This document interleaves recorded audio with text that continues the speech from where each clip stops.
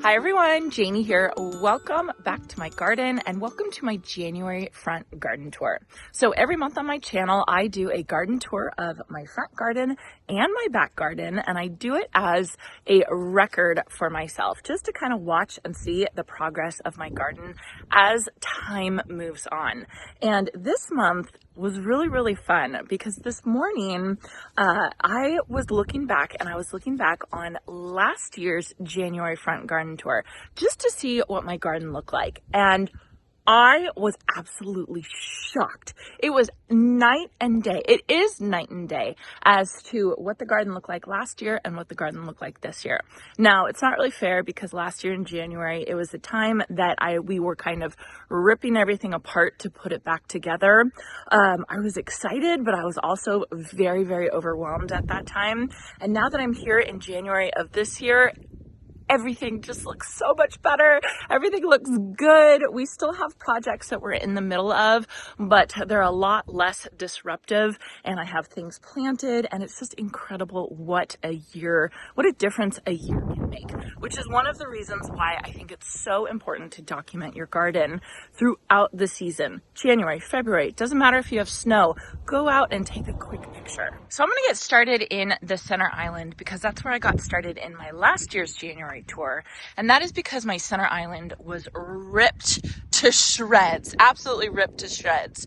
We ended up renting a skid steer, and we had to take off a whole bunch of redwood mulch that the previous owners had put in here, and then underneath the mulch there was a whole bunch of landscape rock that we had to get out, and then also landscape fabric.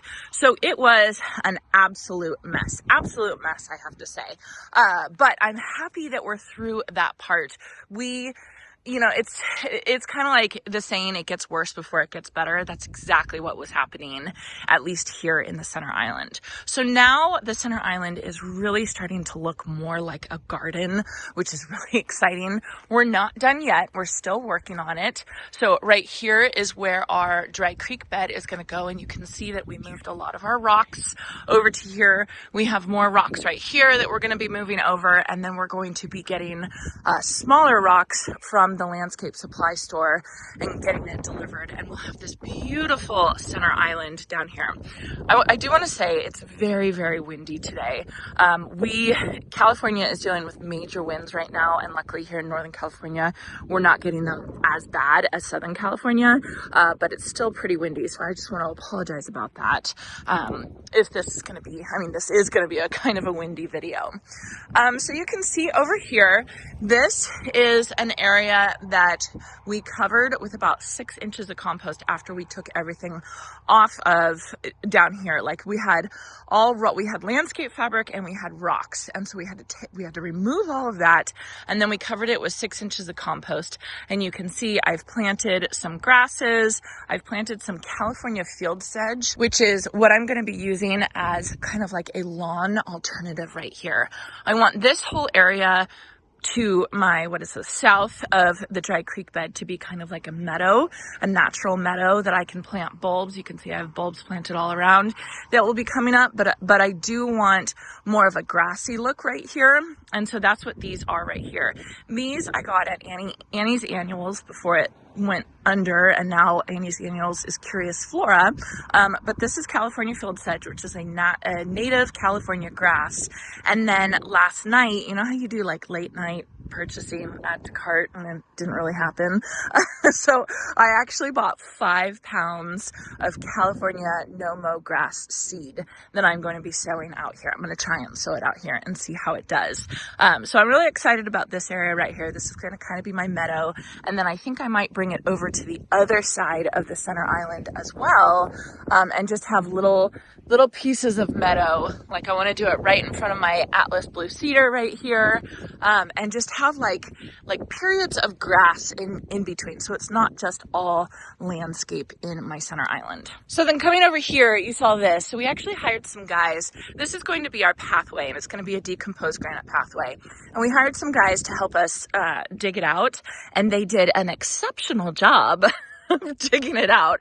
Maybe a little too far, but they still have more of the pathway to dig out. So we'll just have them put more soil here. So what we do for our pathways is we edge them in metal. I'll show you over in the orchard garden. We edge them in metal. We put a base layer of gravel down, compact that, and then put decomposed granite and compact that. And I'm tempted, I haven't decided yet, but I'm tempted to put, what is it, 5/8 inch or 3/8 inch, something like that, decomposed granite rock, like gravel, decomposed gravel over that, just for like a top layer to make it look really pretty. So this pathway is going to be coming in the next, I don't know, month or so, I would say. Hopefully, we'll see, but we're making progress on it, which is really, really exciting. And then I'll step down here. So you can see all my bulbs starting to pop up, which is really exciting. These are tulips right here, and then I have snowflakes and snowdrops and daffodils, and it's just going to add to the look of this whole area being kind of like a meadow, which is really, really fun, very exciting. I do have my 2 evergreen trees, which I am going to be adding more evergreens to the center island this year. I have my little gem magnolia, which is absolutely beautiful, and then my weeping atlas cedar, which is kind of like the centerpiece. Like, I just love it. It's such a work of art, and it draws my eye every time I look over in this area. I'm just absolutely obsessed with it. So then coming over here, you can see this big mound of soil we have in front of our house. We have a gazebo that's going there, and the gentleman that we're going to hire to fix the base layer, he's actually coming in an hour to give us a quote and an estimate and all that kind of stuff, which is really exciting. So that's happening, right? And then the propane tank, which has been an absolute eyesore since we moved into this house. So basically when they first built this house, just like here and over, that was the original house, and the front of the house was over on the side yard. And so I think that the propane tank was put here because this was technically the side yard, right? And then they added to it in, I think, 1994, and they added this whole section of our house on, and this became the front of the house. And so now we have this random propane tank in the front yard, which is so annoying. So for the past year, we've been going back and forth. Do we move it? Do we move it to the front by the front gate? Do we put it by the house? Do we bury it? Like, what do we do? And we've come to the conclusion that the most economical and my favorite option is to actually completely remove it and not have propane anymore and just go based on electricity. So we've already done that, and we've already converted our house to just electricity. We're not running on propane anymore. We are only waiting for the gas company to come and remove this, which is super exciting. The problem is that they don't give us a date as to when they're going to come move it. They say, okay, you're on the list, and we just have to sit and we have to wait, which is absolute torture. And I have my camera ready to go as soon as they get here to come out and remove it. I'm so excited once they take this out. I don't know. I'm going to have to really look at this area because I'm so used to seeing the front of my house with this propane tank right here. So it's really going to take me some time to get used to not having something right there. I don't know. I have to figure it out. So this actually is where our septic tank is. And then this is our leach field. So I can't do too much planting in here. Unfortunately, I can't put any big trees or anything like that. So I do think that I'm going to be expanding the meadow all the way out this way. But I can put like shallow bushes or small trees or something like that. So anyway, this is in progress. Stay tuned. One day randomly, I'm going to have a video of this getting removed, and we're all going to celebrate and be super excited. I just don't know when that day is. Okay, then coming over to the long border, let me show you some clips from last year's January garden tour, because my mouth was open. Like, oh my gosh, it looks so different. It looks so good. So one of the big things that we did this year is we added a ton of trees, which has really made such a huge, huge difference in our garden. So our base trees, kind of like our foundation trees, are these podocarpus right here, or fern pine. They're beautiful. I have 3 here. 1, 2, 3. 3 more over there, further down the long border, and then 3 over on that side. And once they grow up, they're going to frame this whole area, and it's just going to be so gorgeous. So I love that. I do have this gold crest lemon cypress right here that I love, but it did get knocked over in a windstorm. It was really rainy and windy earlier this winter, and so that's why we have it staked up like it is, which doesn't look very good, but you know what? It needs to root in. It needs to take its time. I think I am going to come through and I am going to paint all of these stakes. I was not going to bother because the stakes are only going to be here for a year, but a year is a long time. So I think I'll come through and I'll paint all of them black just so it can blend in a little bit. Coming up here to the front of the house, I have to show you, I planted daffodils in the zigzag planter, and you can see where the sun shines and it gets really warm because this area, the daffodils are already blooming, which is crazy. It's January. They're obviously so confused, but that's okay. I think it's nice to have some color right now. I do have my totem pole grasses that I planted in the fall on purpose because I wanted them to kind of root in so they can get nice and big this year. These guys can get up to 6 feet tall, which is absolutely amazing. I do need to come out here and I need to cut them back. They're looking really, really raggedy right now. So I will be cutting them back, but look at these daffodils. Ah! Isn't that gorgeous? And then in these white pots right here, this is my heliotrope, Fragrant Delight heliotrope. And I had just cut it back, like literally just cut it back and expected it to die. And it keeps leafing out. Like we get a warm day and it will leaf out. So I'm so interested to see if they're going to come back. Just the other day I went to the garden center and I bought a lot of pink primrose, and my plan was to plant it in these pots and take out the heliotrope. But now that I'm looking at it, the heliotrope looks really good. So for those of you who don't know, heliotrope is hardy only down to zone 10. So it's technically not hardy here, but I have had it over winter a couple times. I've never tried it in pots like this, but so far, I mean, it's looking pretty good. I don't know. Like that one's looking good, but that one over there is kind of looking a little dead.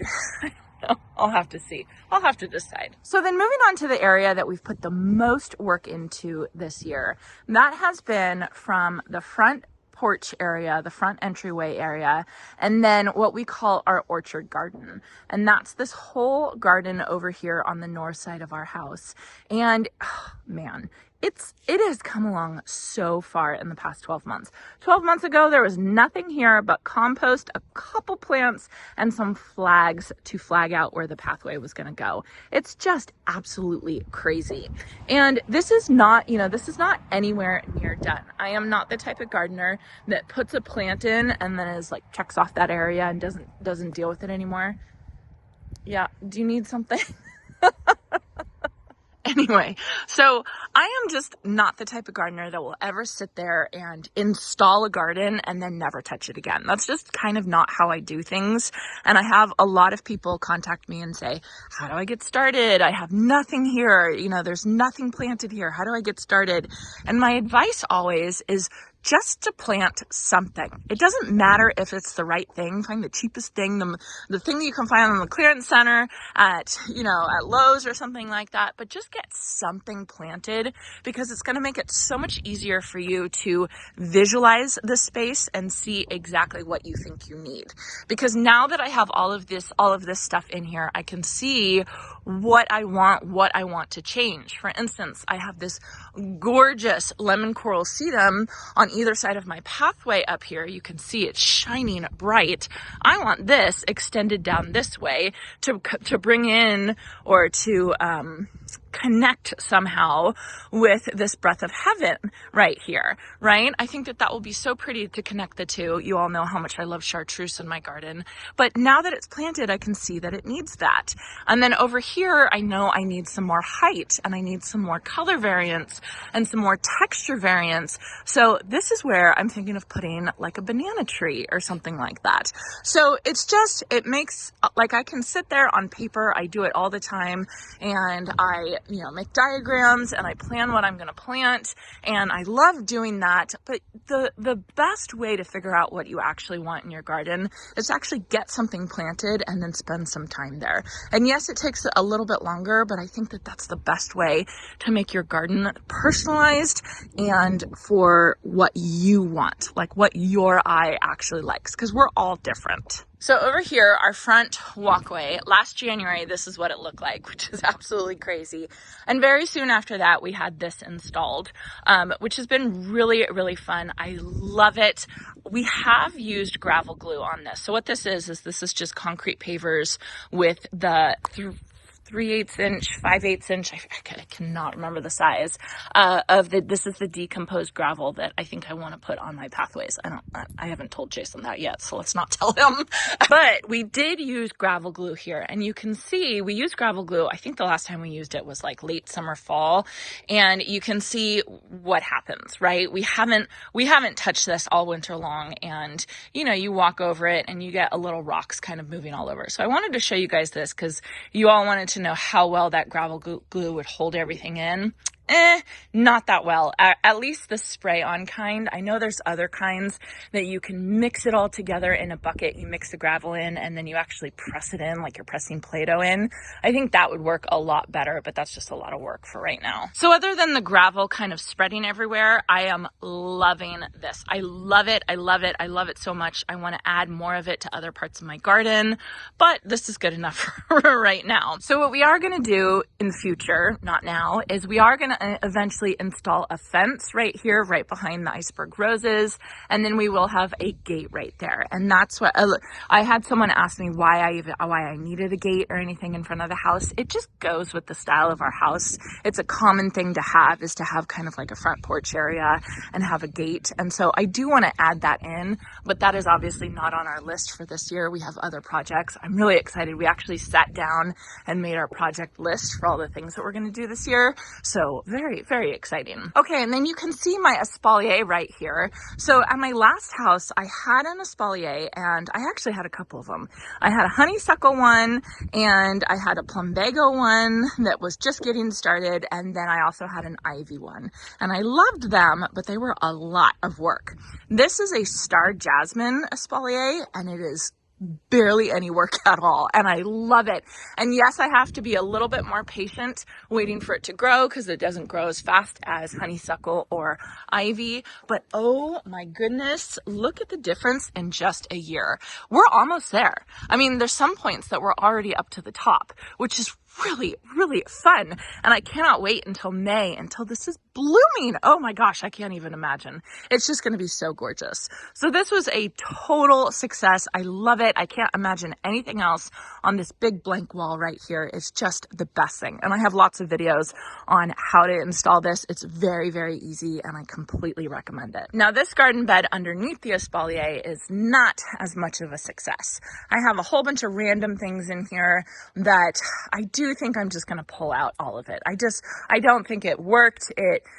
In my mind, I had this whole black and white color scheme story going on with this black mondo grass right here, and it just didn't really work. It just didn't work out. So I think I need some color here. I think I'm going to pull this all out, and then once I start planting my annuals, I'll put some really beautiful annuals in here. So that will be really fun. Okay, then I just worked on this area a week or so ago. We finally got our fence all shored up. This fence is obviously on its last leg. It is not happy, but from right where my green man is over, we had someone come and we had someone kind of shore it up, reinstall posts and everything like that, so it's not going to fall over. So this green man plaque I got at an antique show, it's actually very, very heavy. So I didn't feel comfortable hanging it on the fence until they fixed the fence, and now it's fixed. I have it hung there, and I love it. I love it. I can kind of see this when I come in the front gate, and it just is so beautiful. And I'm going to grow some vines up and all that kind of stuff. So it's going to be gorgeous. And then speaking of vines, I have my living wall right here that I do have to fix. Just don't look too close. This panel is coming over. I need to fix that. I think the wire came off. Anyway, I have evergreen clematis growing on this, and it's growing really, really well. And my thought is that the evergreen clematis is going to cover all of this welded wire trellises so that you don't even see it, and it just becomes like this green wall, making this whole area in here kind of like my secret garden, which is really fun. Lots of progress. Super excited about this. Isn't it funny how when you get something fixed, the next thing starts popping out. I was not even looking at this part of the fence right here and thinking it was bad. But now that this part is all fixed, that part's starting to look really bad. This fence, it's killing me. Okay, anyway, coming this way. So I have just a lot of shrubs that I have not cut back yet. I'm going to cut them back next month, like this denim and lace Russian sage right here. I have this orange blaze nyphophia that needs to be cut back next month. I have Miss Molly butterfly bush. Look at how big this bush got. How tall do I think this is? Maybe like 4.5 feet or something in one growing season. Oh, it's just so exciting. I love it. So that needs to be cut back. My iceberg roses need to be cut back. Next month, this whole garden is going to look completely different just because I do need to cut everything back so it can kind of rejuvenate. One thing I have to say about my January garden this year and having all of these plants in, it's a lot of perennials, some shrubs, some quote annuals, right? That aren't really annuals. They're temperennials for me. But I'm shocked at how much color and how much green is staying. I don't know. I mean, I guess it has been a pretty mild year. We've had a ton of rain, but it hasn't been exceptionally cold, thank goodness. But it's been really, really nice. Like you can see this pink pearls penstemon right here still looks absolutely beautiful. And then Monty's walking all over what he considers his bed out here, which is so annoying. This is my whirlwind blue scaevola, and it has a little bit of flowers still on it, but more importantly, it's still green and absolutely gorgeous. And then behind it, I have banana cream 2 Shasta daisies, which is starting to bloom. Just a little bit right there. That doesn't need to be cut back. What do you have? Huh? You have your stick? Yes, congratulations. Every time I turn on the camera and I start talking, I don't know if he thinks I'm talking to him. Is this your stick? Did you have to show everybody? Yeah. Okay, go chew that. Anyway, the amount of green and even flowers that I still have is so fantastic. It's been really fun. It's been a really fun winter. And I'm so happy because this winter I actually chose on purpose not to cut a lot of things back. Normally I would come and I would have cut this Surefire Rose begonia back, but I purposely didn't. And thank goodness, because I got so many months of beautiful, beautiful color. This is Helen von Stein lamb's ear. I wouldn't have cut this back. It looks absolutely gorgeous. I would have cut this Cat's Pajamas Nepeta back though, and I didn't, and it looks great. So I'm really happy with everything. I think it looks good. I think it just looks beautiful. Even right here, I have this Black-Eyed Susan Thunbergia. I cannot remember the variety. I'll have to figure it out. I have to ask Fanula from Cottage Gardens of Petaluma. That's where I got it. But it's looking beautiful and there's color. And then I have Plain the Blue Salvia behind it. So it's just crazy that I can sit here and I can show you guys the color that's in January. I find it amazing. So right here is my poor pomegranate tree that I pruned to within an inch of its life. I almost didn't even post the video because I was so embarrassed about it and what a horrible job I did on pruning. But now that I'm looking at it, I don't think I did that bad of a job. I mean, considering what I started with, I think that this looks pretty good. I think I do want to come in here and try and straighten out this trunk a little bit more. But all in all, it's not that bad. It's not that bad. I'm really interested to see what it's going to look like when it flushes out. And then right here, I have this gorgeous, gorgeous specimen of a plant. This is a cardoon that I actually grew from seed. So before I planted my lavender river right here, I actually had an artichoke and a couple cardoons here, and they were beautiful, but they got attacked by gophers. One by one, they died. This one was very, very tiny and it didn't get attacked. It got ignored probably because it was so small. And then I just ended up leaving it. And I'm so glad I did because it kind of caps off the lavender river and then it ends up with this cardoon. And cardoon blooms look very similar to artichoke blooms, except for they're just a little bit smaller. But I just think it's going to be so pretty. I love it. And I'm just crossing my fingers. This is not caged or anything. And there's absolutely no protection for this cardoon. So I don't know if the gophers are going to get it. I haven't seen any gopher activity, knock on wood. But oh my goodness, isn't that just gorgeous? I need so many more cardoons and artichokes. And of course they need to be in gopher cages. Okay, so coming over this way, first of all, I have my Verbena de la Mina. This is such a fabulous plant. Don't pay attention to the weeds that are right there. I got to pull those. This is such a beautiful plant. It is such a workhorse of a plant. It is blooming nonstop. The butterflies love it. The hummingbirds love it.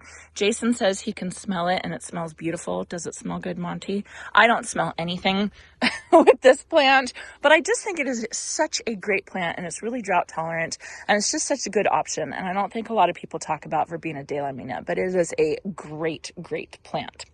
So coming this way, I have my lemon coral sedum. It is spreading everywhere. I got to come in here and I got to kind of clean it up a little bit, which to me is not a bad problem to have because this is what I want. I want my garden to look like this, where everything is just absolutely covered. I'm seeing a lot of weeds in here, so just ignore all of that. But this is the look that I want for my garden. Look at how good that looks. Look at that. So here, this is Cat's Pajamas Nepeta. I have to cut that back. Behind that, Orange Blaze Nyphophia. Have to cut that back. Russian Sage, Denim and Lace Russian Sage. Monty, that's probably why I have broken branches everywhere. Anyway, and then finally, I have my Chiclet Orange Tacoma. And my Chiclet Orange Tacoma, I am not going to prune back. I'm just going to leave that there, let it keep growing. It's about full size. Maybe it can get a little bit bigger this year. Love that plant. Love that plant. I have to say, looking around, I want to keep telling you guys, I love this plant, you should get it. I love this plant, you should get it. But I think the important thing is that I have planted up this area into a way that I am obsessed with. I'm absolutely obsessed with almost every single plant in this section of my garden, which I love. And that's honestly what I want my garden to be. That's my goal. There's a couple things that I want to take out. Like this right here is Jukebox Pyrocamellias. Don't like this plant at all. It doesn't like me. It doesn't like Monty, and Monty pees on it and it gets yellow. This plant is coming out. But, I see my Shasta daisies right there and I'm just absolutely obsessed with it. I see the plain, the blue salvia over here. I'm absolutely obsessed with it. So I can just keep going on and on and on about what fabulous plants these plants are to have in your garden. And it's just so nice that I'm so happy with this area and how it's turned out. And it's really only been a year. It's only going to get better. So you all know that I really like to try and push the boundaries with plants. With annuals, since I live in zone 9B, I always try and overwinter them, get them to act like perennials, or temperennials is what it's called.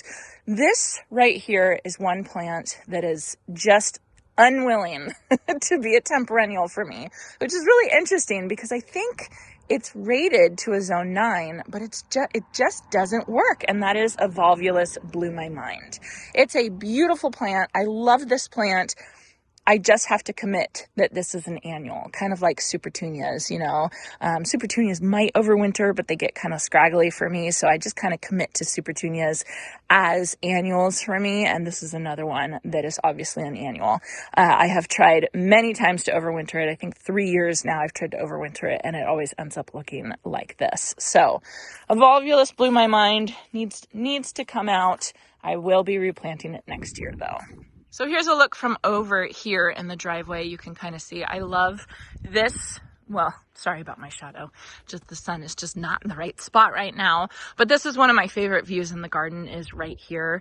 And I just love it. And it's January, which is just absolutely crazy. It's January and it's just looking so good. It's such an interesting year. Okay, so coming over here, this whole area this way is what I call my willow tree garden bed. And this is an area that I am not really going to be working on this year, 2025. I'm going to be working on it in probably 2026. And that is because we are going to be expanding out the pathway over into this area. But for now, I'm just going to start planting my shrubs and stuff like that and just kind of getting things going in here. So you can see I have my deodar cedar that's looking absolutely beautiful, and it's surrounded by homestead verbena that is kind of blooming. I mean, it's January and I see purple flowers on it, which is amazing. This is another one of those plants. I should do a video on my absolute favorite plants in the garden. This would, of course, be one of them. And then another one of my favorites is this Niagara Falls panicum. The winter interest on this plant is stunning, absolutely stunning. I mean, obviously it's not green anymore. It's kind of this weedy color, but I love this texture in my garden. I'm absolutely obsessed with it. And I really do love the kind of icy blue color of this grass during the season, but man, the winter interest on this grass is absolutely incredible. So I have more Plain the Blue Salvia. Oh, I did want to show you all my Matilla Hot Poppy. I cut it way back and you can see it is growing absolutely like crazy. And then here's my second one over there. And then finally, my willow tree has lost almost all of its leaves. I am going to come in and I'm going to prune it, and I'm really excited about pruning it because I'm going to be saving all of these willow branches and going to be making hopefully some fun stuff with these willow branches, which is honestly one of the main reasons why I planted a willow tree, is because I wanted the willow branches for crafts and stuff like that. So that's it for my January front garden tour. I'm actually kind of proud, right? Like sometimes I'll do garden tours and I'll kind of like, oh, it looks terrible, it looks so bad. But for January, this garden is looking really, really good. Can you imagine what next January is going to look like? So I just want to encourage you guys, get out your phones, go into your garden right now. I know most of the United States has like 6 to 8 inches of snow on the ground right now, but still go out there, just take a picture, because next year you can look back and see what it looked like and just look at the differences, and it's so fun. It'll make a fun day for you a year from now. So anyway, I hope you enjoyed this, and I hope you all have a chance to get in your garden today.